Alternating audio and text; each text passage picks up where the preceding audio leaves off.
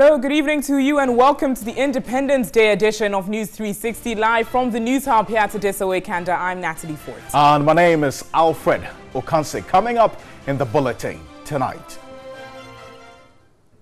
News 360 Headlines is brought to you by President Akufo-Addo assures Ghanaians' rights to information bill will be tabled before Parliament before the House rises for Easter.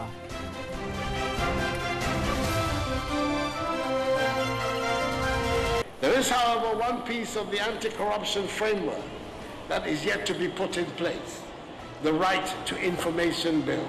After many years of hesitation, we intend to bring a bill again to Parliament and work to get it passed into law before the end of this meeting of Parliament. 14 Togolese opposition leaders in Ghana for talks with President Akufo-Addo over political crisis in that country.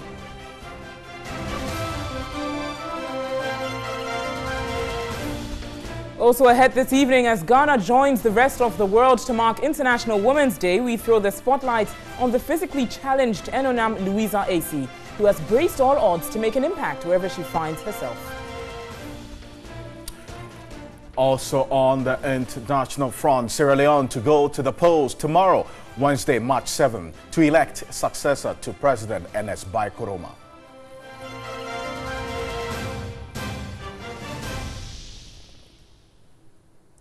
We've got the details of these stories for you here on News 360, including some news from the world of sports and entertainment. As always, you're streaming live all across the world on 3news.com. You can also watch us on TV3 Ghana. That's on Facebook.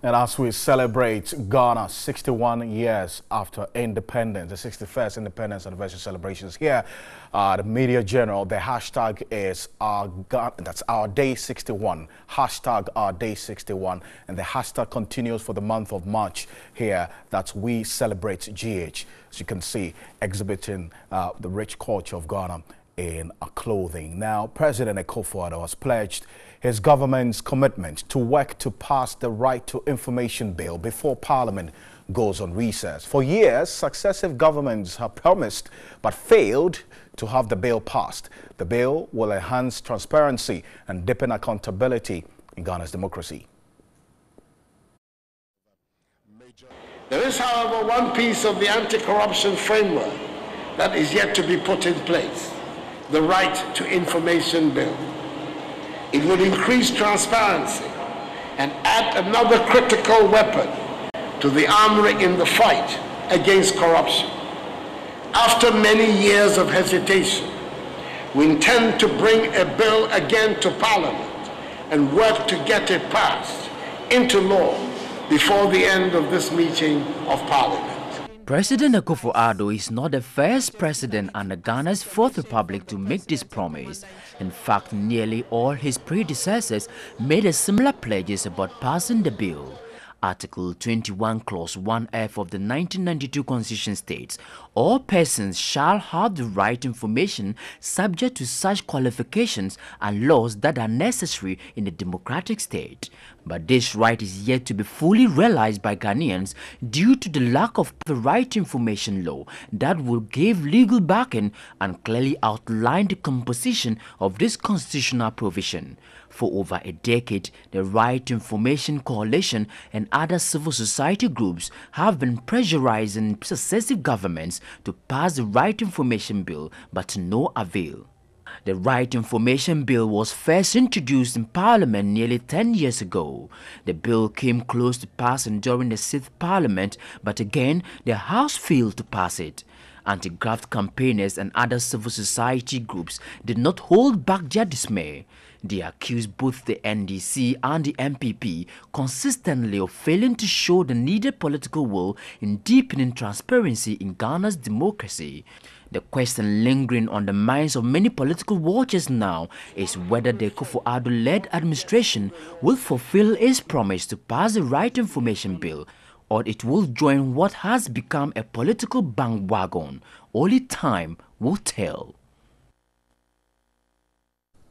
Oh, this is one of the longest bills still in Parliament yet to be passed into law. But Linda Ofoekwafo is the Executive Director of the Ghana Integrity Initiative. She joins me on the telephone now. Ms. Ofoekwafo, thank you very much for your time this evening. Now, this is another verbal assurance. This is not new in your ears as anti-corruption crusaders.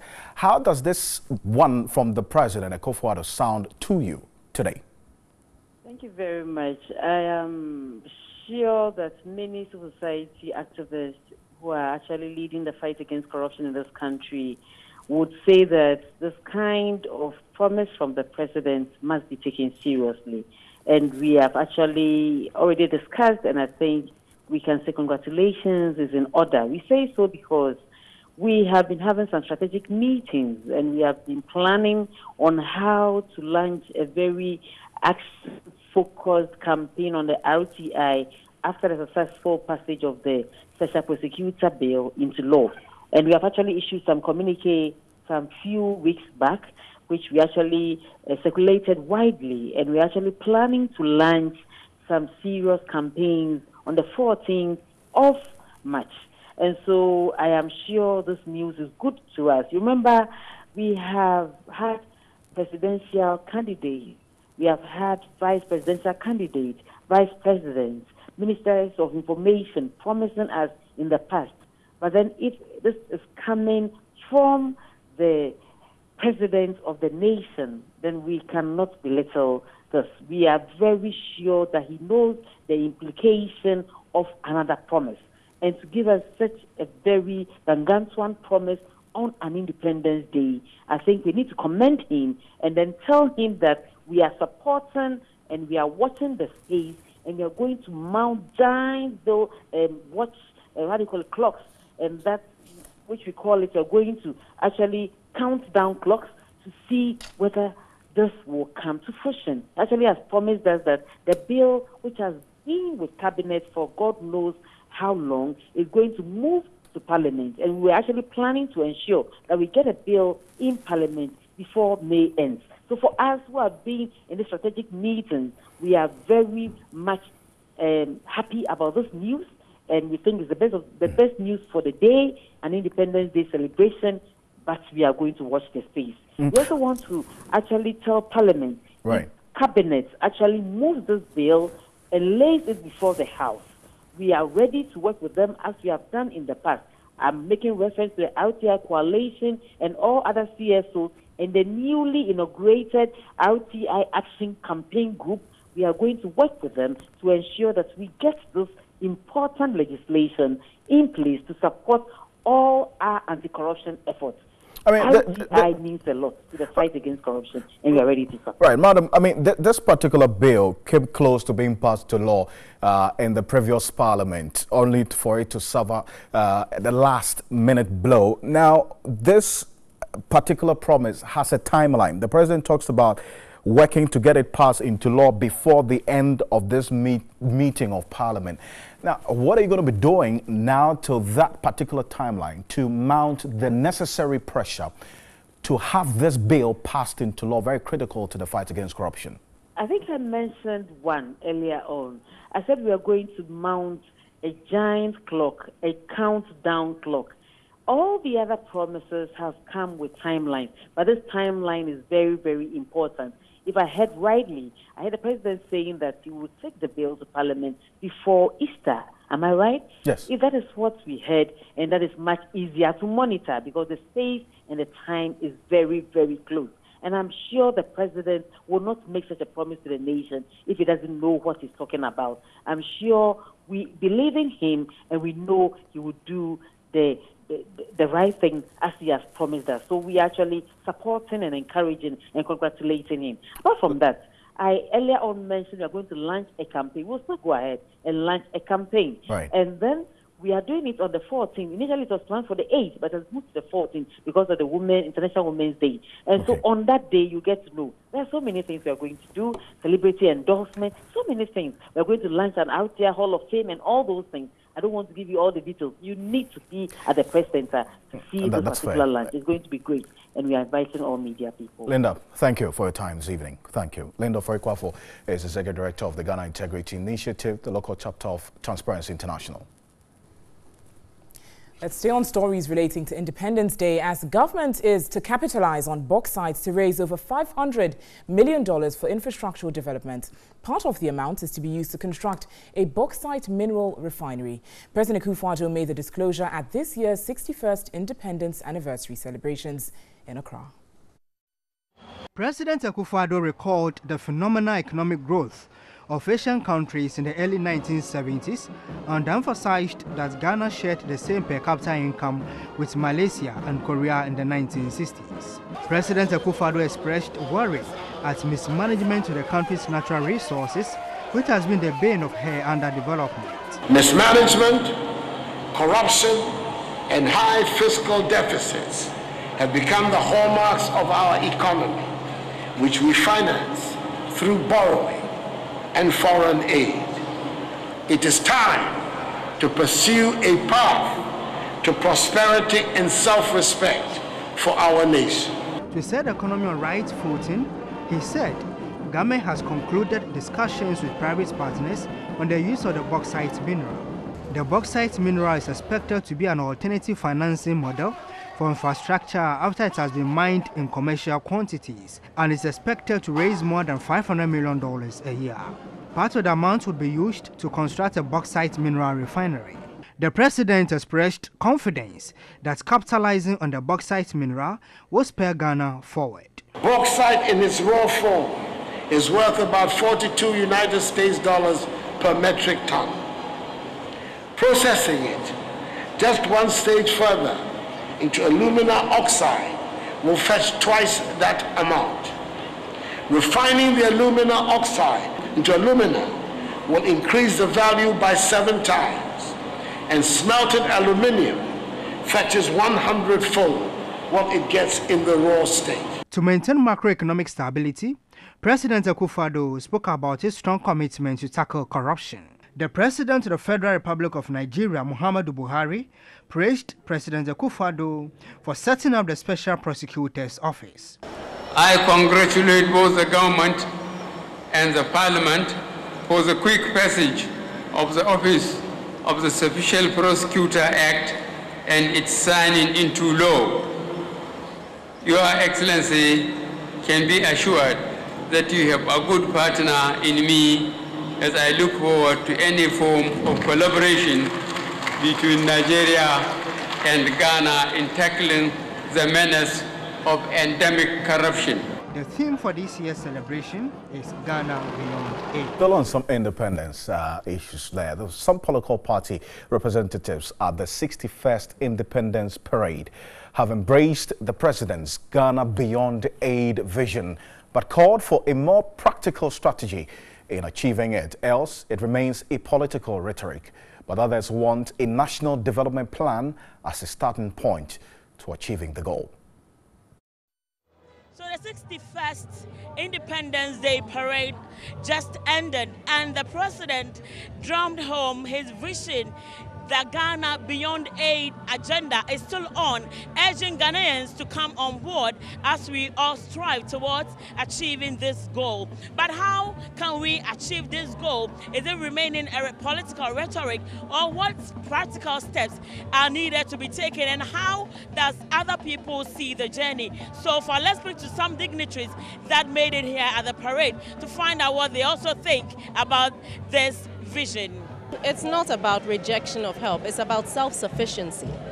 So if we're going to be self-sufficient, you see, if we have this thought in our mind that we can always go for aid, we can keep borrowing money, we will keep borrowing money and putting our country in debt. And our children and our great-grandchildren will be paying for things that happened long before they were born. And I don't think it's fair. Almost 2 years in government so far, you know almost all the policies they are pursuing and so on and so forth. What would you want to see different from what they are doing if we really need to achieve this vision? Well, for me, there are some key things that give you freedom. And you could say that even one of the things which will give you freedom is even access to housing. And so there are some simple policies which can be introduced which make it easier for people to get access to housing. Nothing is impossible. Other countries have done it. Some of the countries we've heard mentioned, like South Korea, Singapore, they all implemented several national development plans, and we started doing that many years ago. So it's not impossible. The other thing I would like to see is how our development, we can harmonize it and integrate it with the other African countries. Well, it's a dream. And in every leader has his dream. And you know this dream is not new. That was Osajifo Dr. Kwame Nkrumah. This is a dream, and that it was Osajifo's dream. 61 years, it is still a dream. A dream. So what can we do to achieve this dream?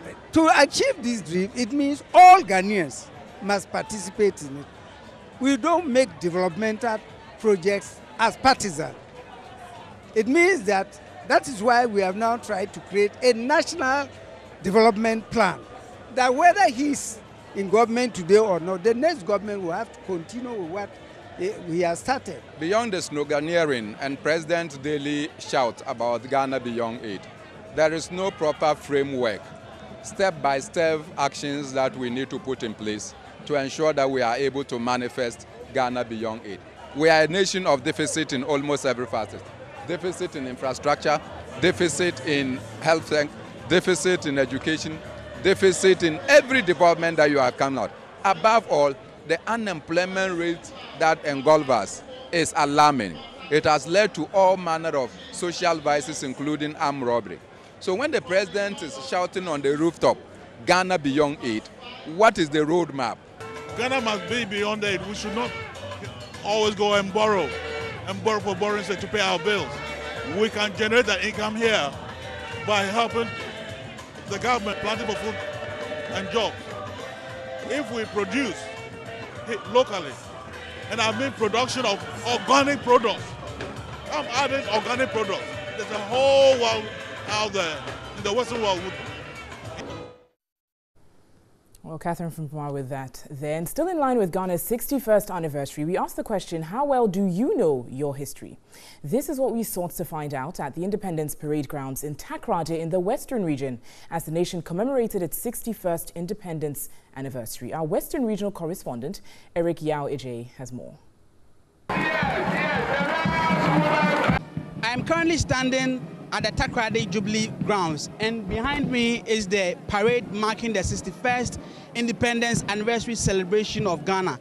Now, I have in my hands a picture of Dr. Ebenezer Akwu-Adjei. Dr. Ebenezer Akwu-Adjei is one of the members of the Big Six, and he was very instrumental in the decision to bring on board Dr. Kwame Nkrumah to come and join the Big Six in the lead up, in the struggle to our independence. Now, Dr. Akwu-Adjei played several pivotal roles in the struggle leading to independence. I'm going to go around and ask whether this man can be identified. Who is he?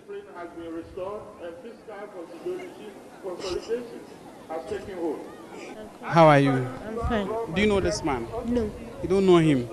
Have you heard about the Big Six? Yes. He's a member of the Big Six. Can you identify him?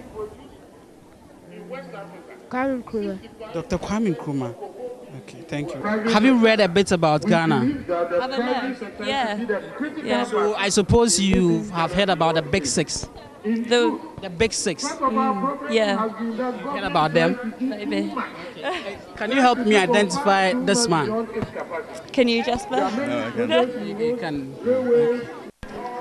Who is he? No idea. No idea. But do you know about the Big Six? Yeah, the Big Six. He's a member of the Big Six. Then I think he's David Dankwa. David Dankwa. Thank you very much. I want you to help me identify this person. Do you know him?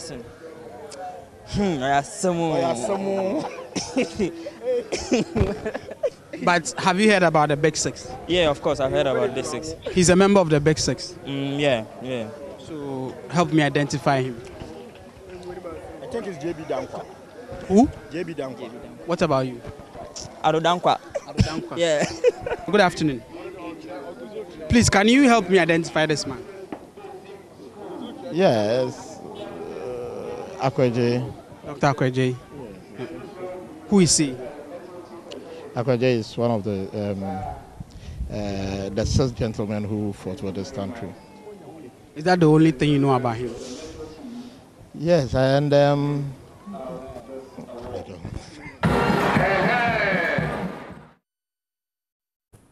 Well, it appears a lot more education is going on this. But from the Eastern region, reporter Yvonne Nikwe reports 66 children collapsed during the Independence Anniversary celebrations held at the Jackson Park. We'll bring you this and many other reports from other regions.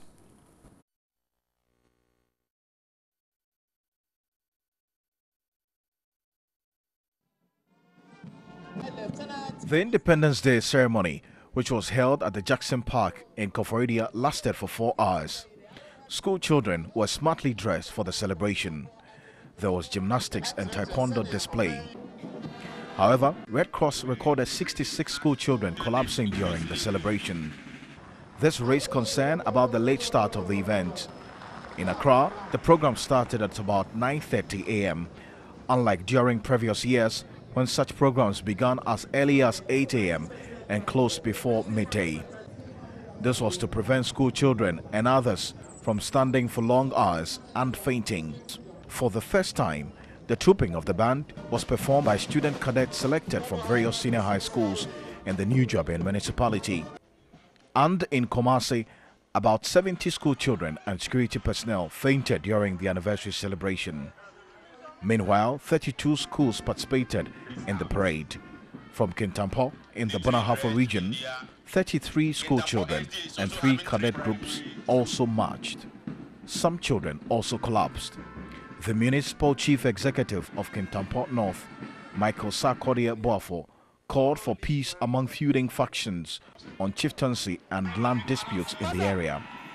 At Sunyai, the regional minister, Kweku Asomachiremi, also reviewed a parade and said the fight against corruption cannot be complete without the passage of the Right to Information Bill. Also at Ningo Prampram, about 1,000 children comprising of 5 private schools and 25 public schools took part in the 61st Independence Day anniversary. The district chief executive, Jonathan Teidoku, implored residents to rally behind the assembly for development. Well, the long hours certainly does take a toll on the students, but you're still live here on News 360 watching the Independence Day anniversary edition of News 360. This is live here on News 360, and you can join in the tweet that we celebrate GH, and also for the relevance and significance of today, the tweet is our day 61, and we've been topping the trends since the beginning of the anniversary celebration, 61 years of Ghana's independence. We'll be back shortly with some more news to stay. Welcome back to News 360. Now, 14 Togolese opposition leaders are in Ghana for continued talks with President Akufo-Addo in a bid to find solution to the Togo crisis. This meeting by the Ghanaian leader with the Togo opposition group will also be another move after his previous attempts to broker peace in Togo after some 2 attempts. Kamla Kluche has more. Sources in Togo confirmed the departure for Ghana of the opposition leaders to TV3 on board a chartered flight which arrived after 4 p.m. Tuesday afternoon. Among the delegation are Tagon, Dr. Kuisan, Mayor Agboibo, CAR, Nathaniel Olympio, Parti des Togolais, Jean-Pierre Fabre, ANC and Eric Dupuy. The visit by the opposition leaders is at the behest of Ghana's President Nana Akufo-Addo, who has been leading mediation efforts in the lingering political crisis in Togo. President Akufo-Addo and Nigeria's President Alhaji Muhammadu Buhari, who is currently in Ghana attending Ghana's 61 years of independence, are expected to meet with the delegation at the State House in Accra on Tuesday. They will later in the night have a dinner, our sources have revealed. There has been political tension in Togo since August last year as the coalition of opposition parties are demanding the resignation of President Gnassingbé in a bid to bring the Gnassingbé dynasty to an end. Nationwide protest rallies held in August 20, 2017 saw the death of 2 persons. There were also reported clashes in cities across the country as tension reached high pitch in the opposition stronghold, Sokode. On September 6, 2017, thousands of protesters marched through the streets of Togo's capital, Lomé, causing authorities to shut down the internet in that country.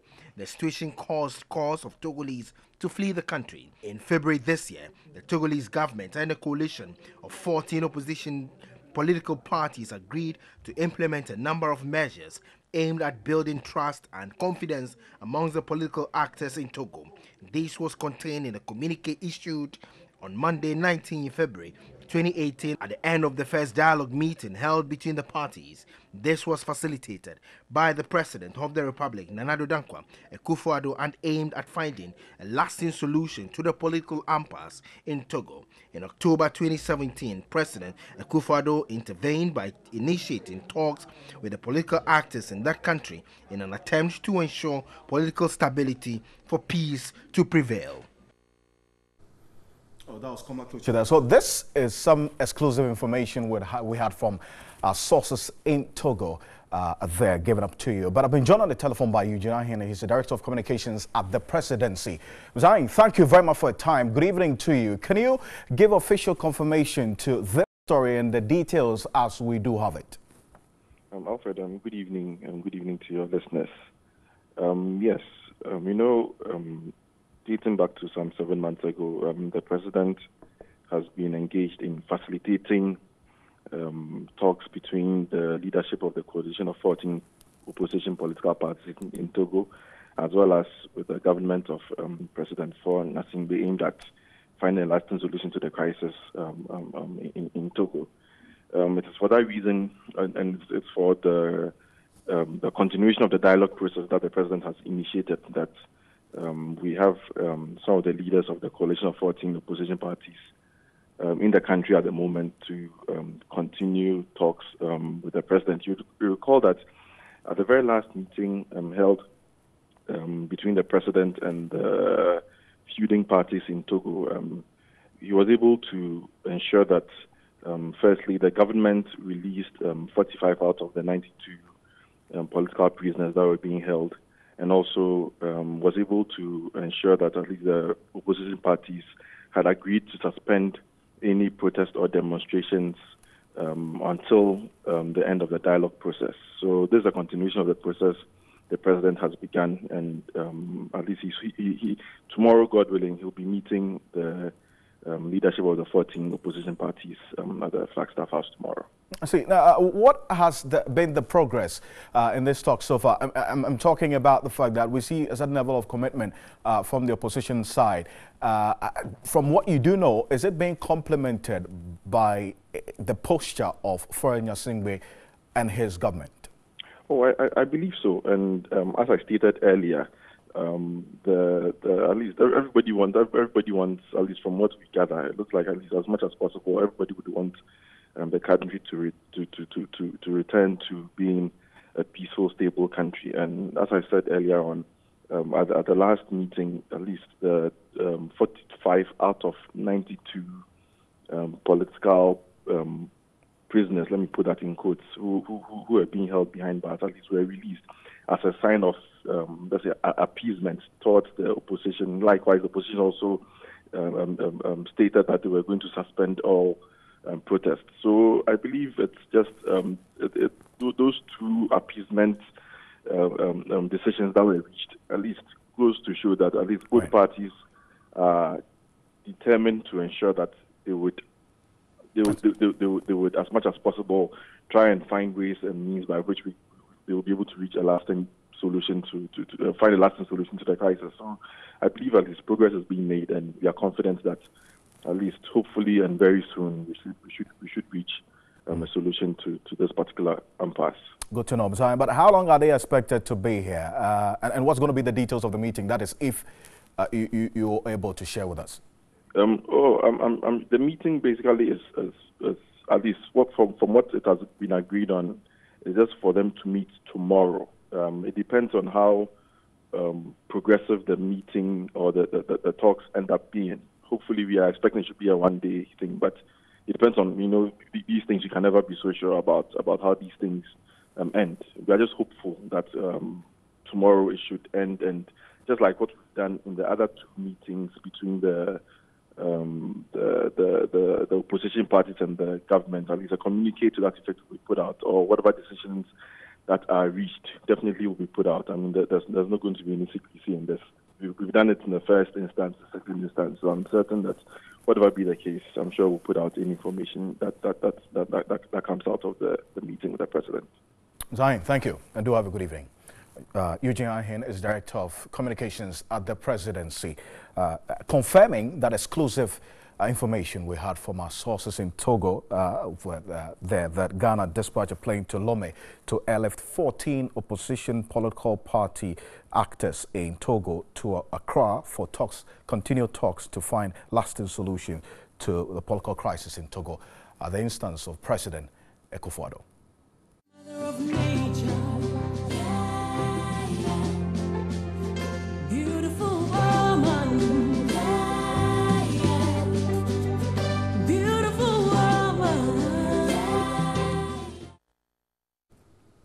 And let's now throw the spotlight on women this evening ahead of International Women's Day. Now, it was her dream to become a lawyer, but she's currently a teacher, having served for 28 years. As Ghana joins the rest of the world to celebrate this year's International Women's Day, we bring you the story of armless Enonam Louisa Acey, who has braced all odds to make an impact wherever she finds herself.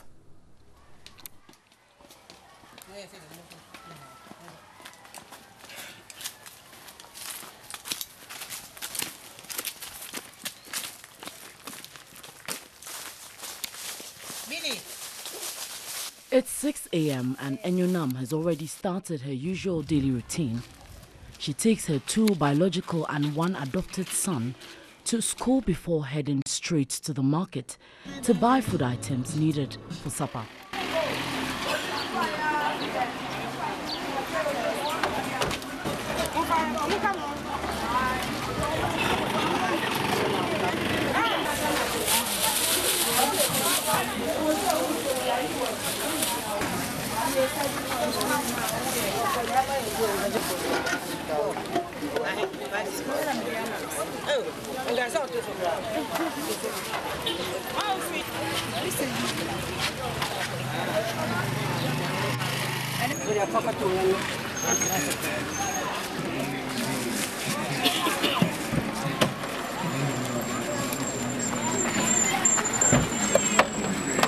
She teaches children who are on admission at the National Catholic Health Service Orthopedic Training Center at Adredri, near Nsawam.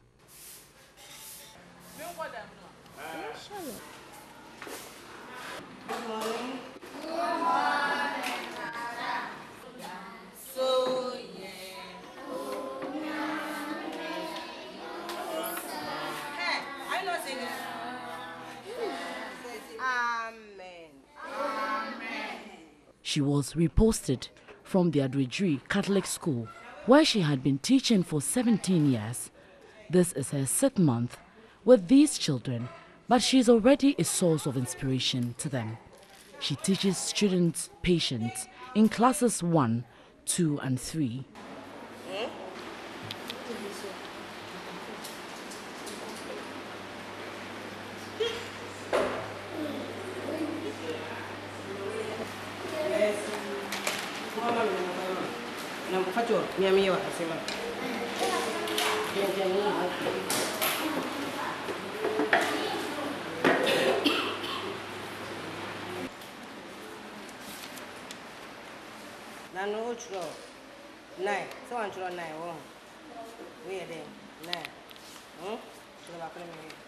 After giving up on her dream of becoming a lawyer due to certain challenges and factors, Enonam is worried that the next generation of persons with disability will be more deprived.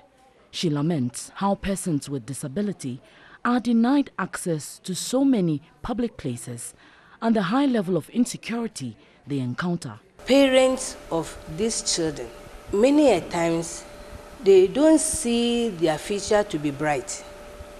So they don't make any attempt of taking them to school.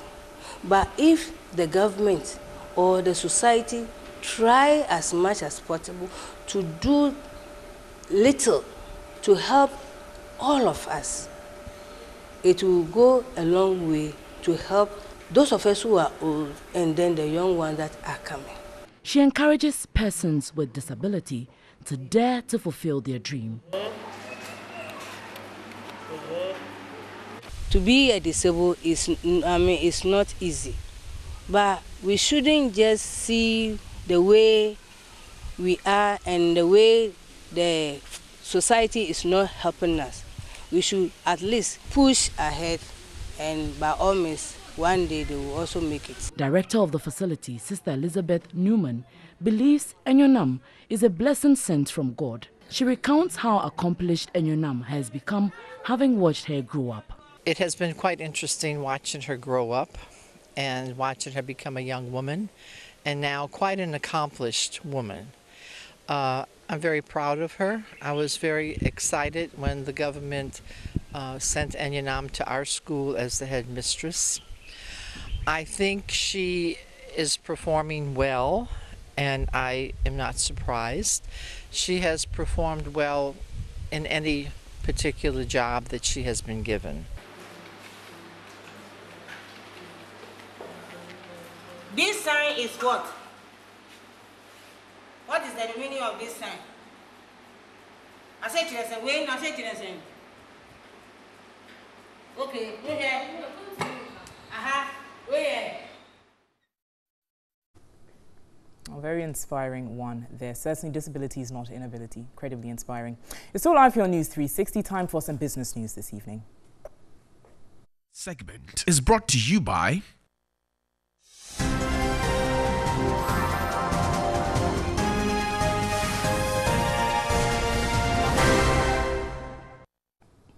And still on the Independence Day celebrations, business was rife and brisk at the Black Star Square as Ghana marked its 61st independence anniversary. Our reporter Paul Soa was there and has come through with the following report. Many Ghanaians took advantage of the occasion to engage in brisk business activities at the Independence Square. Horse owners made available their horses for simple rides. It cost 2 cedis to mount a horse and take some few steps around.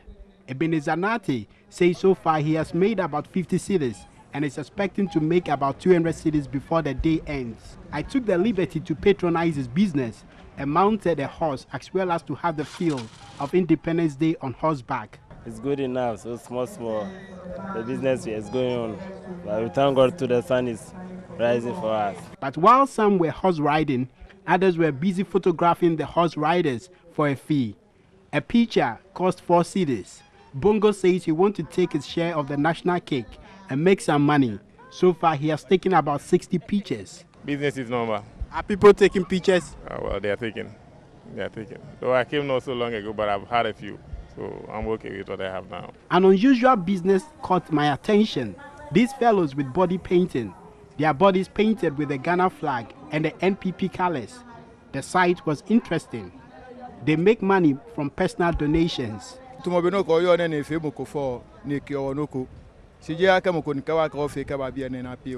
people are impressed with us, they give us something. So far, I have been given 8 cedis. And there is Kwame Nkrumah, who has come back to life. This Kwame Nkrumah look-alike or impersonator is not only providing fun and excitement through handshakes and picture opportunity, but engaging in serious business by advertising his website, onedistinct.com. How are you feeling now that you've come back to life? I feel Ghana is not how I thought it would be, but I'm managing. That's interesting. It's hard living in a Ghana you didn't want or you didn't think of. Yeah, but I'm coping. This toffee vendor was not left out. She says business is good and she's happy to be making some money. It's good. It's not going fast, but it's okay. Reporting from the Independence Square for TV3, this is Paul Soa. Well, certainly lots of colour and excitement there. Great to see Paul step onto a horseback himself. But away from the Independence Day celebrations, Piccadilly Biscuits Limited has launched a new and improved hazard detection and controlling process for their production line. The Hazard Analysis Control Point is an internationally acclaimed food safety management system which enables the company mitigate health risks during production.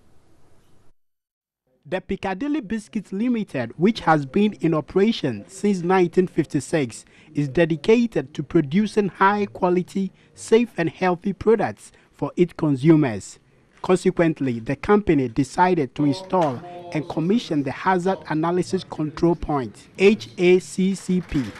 Speaking at the commissioning of the Hazard Analysis Control Point system, the Managing Director of Piccadilly Biscuits Limited, Nicholas Abuhaida, reiterated the company's commitment to producing safe and nutritious products for the public. Nutritious and wholesome and good for them and for their children as well. Those experts in the field will understand that to achieve HACCP will have required expert knowledge as well as teamwork.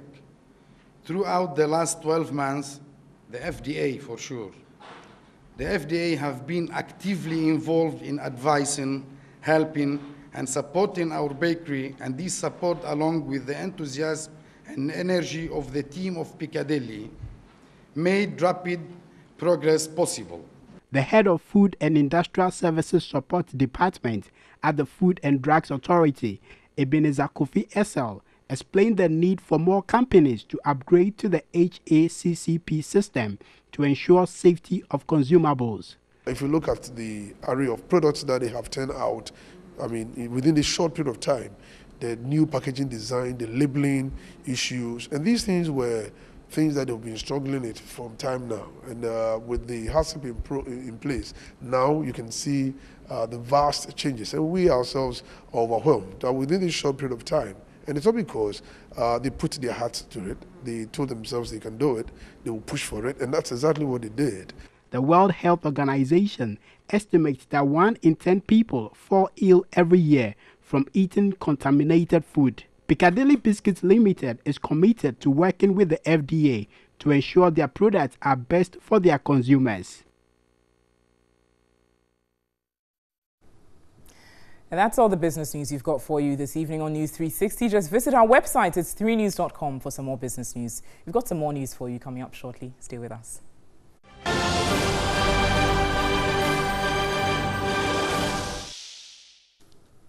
And international news this evening, Sierra Leone will go to the polls tomorrow, March 7, to elect a successor to President Ernest Bai Koroma in an election dominated by economic crisis caused by the collapse in iron ore prices and an Ebola epidemic. Well, what is at stake in the election? Here's a News Desk report.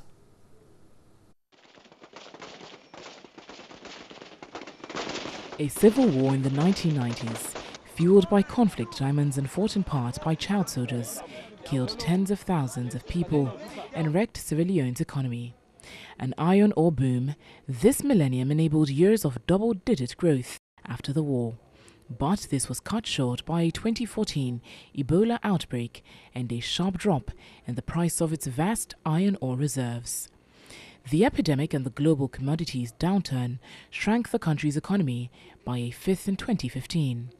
Since then, growth has been lackluster, and many crave a sharp departure from Koroma's 10-year stint that they say did little to improve ordinary lives.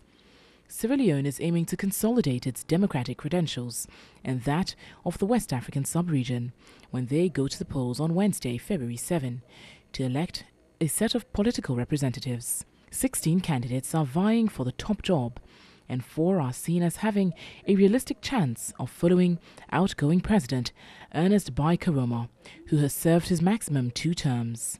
Politics has been dominated by 2 ruling parties since independence from Britain in 1961. We're bringing you more on the Sierra Leonean elections tomorrow in our bulletins, but you can visit our website, 3news.com, for some more international news. Next is entertainment news with Ken.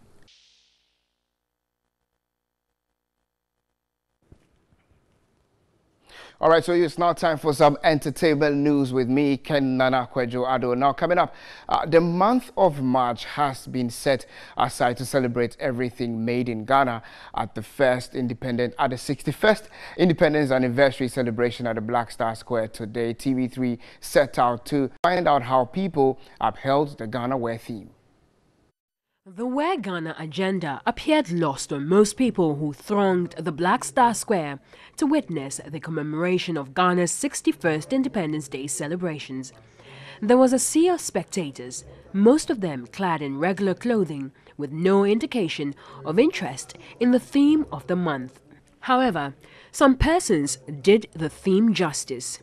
Those who stole the show in this regard were the distinguished guests and dignitaries, with the first gentleman of the land leading the charge. President Akufo-Addo was adorned in a white linen shirt with the Ghana flag boldly represented on the front. His wife and First Lady Rebecca Akufo-Addo went in for the kente look with blue accents. The traditional leaders lived up to it. Clad in their full traditional attire, the vibrant array of colors dripped from the different kinds of kente designs. The smock or fugu was also represented. The ensembles were beautifully complemented with the equally fascinating accessories. The Market Women's Associations also did not disappoint as they went all out in traditional wear for their turn on the parade grounds. Unsurprisingly, the one person who seemed to have carried the day in her locally made garment, if social media ratings are anything to go by, is the wife of the Vice President, Mrs. Samira Bawumia. Mrs. Bawumia, who is widely regarded as a style icon, graced the occasion in a custom-made gown by Ghanaian fashion mogul Pistis GH, and Ghana can't seem to have enough of it. I suppose you're also wearing and rocking Ghana the same way. Now, moving on to the next story, Christian Morgan of Talented Kids fame has launched his Beat Invisible Glaucoma project to raise awareness of the disease that caused his visual impairment. The launch was graced by dignitaries including actress Nana McBrown, who surprised Morgan with an organ. BIG with Christian Morgan, a brainchild of Spread Love Home and Abroad, aims at creating glaucoma awareness. This is to be done through encouraging early and regular eye screening. At the Morgan concert at the Cape Coast Town Hall, children will receive general eye care as side attraction. TV3's journalist and founder of Spread Love, Spencer Kobnabwati Mensah, believes Morgan has come far. Christian Morgan has come far in the music industry and again being an advocate for persons living with disabilities and of course specifically blindness or visual impairment. He added that persons with disability could contribute immensely towards the achievement of the 17 Sustainable Development Goals when their talents are tapped and managed. The project's launch, supported by Lottie Green Odro, Morgan's fellow contestant from Takoradi on Talented Kids Season 8, saw them with other friends from the show perform a composition on glaucoma to support the campaign against the disease that took the sight of their friend Time No Day.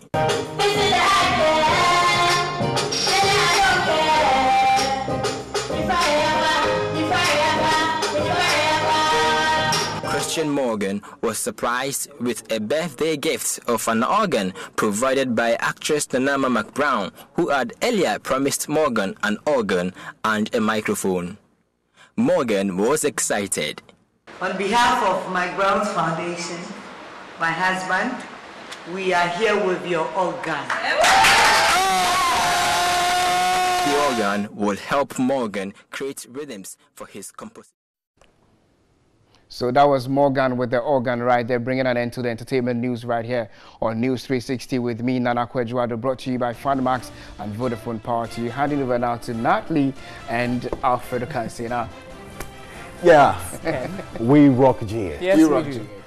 Thank you so much, Ken. And thank you for spending your 60 minutes with us here on News 360, the Independence Day edition. And remember, the hashtag is Day61. My name is Alfred Okanse.